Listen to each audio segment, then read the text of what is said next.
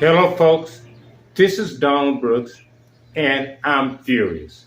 No, you're not going to see the happy-go-lucky Don Brooks that you're accustomed to on so many of episodes. And if you don't like my behavior on this one, don't watch next week because you'll see the same Don Brooks. I'm furious, and next week's story is just as appalling as this one. This one is called Raul Meza. One in a long line of others. Raul Meza, one in a long line of others. Raul Meza is a serial killer, just like Kenneth McDuff was a serial killer.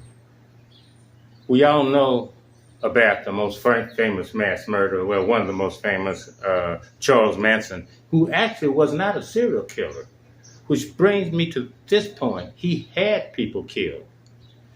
And I'm telling you this. Whether you have people killed, whether you kill people, or whether you allow people to be killed, you're guilty. And that's what I want to talk about. Raul Meza killed people from the age of 8 to 80. He's been convicted of 2, forgive me, but it's a hot day, and I'm steamed up anyway.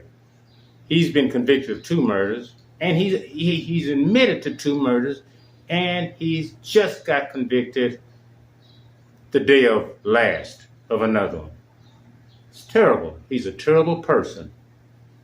And there's another one, Kenneth McDuff. Years ago, you've got to be up in age to remember Kenneth McDuff. The thing they had in common, besides being serial killers, they were convicted. In Meza's case, he was convicted of killing an 8-year-old girl. I'm not going to go into terrible detail, but he was released for good behavior. Good behavior? What are you talking about, good behavior? If you murder someone, I don't care if you're an angel for the rest of your life. You need to stay behind bars. McDuff's the same thing. He killed several people, got out. I think he got out because it was overcrowded, but he was a quote, good prisoner, and he killed again. Charles Manson was different. He killed no one.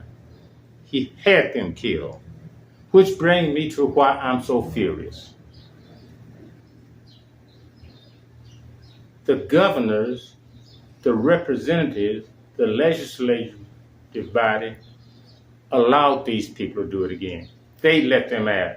So legislatures, governors, representatives, if you allow a killer to go free so he can kill again, and they do, you're guilty too. Just as Charles Manson, he didn't allow it. He asked the people to kill for him. They killed for him. You allowed this man to be free, and he killed again.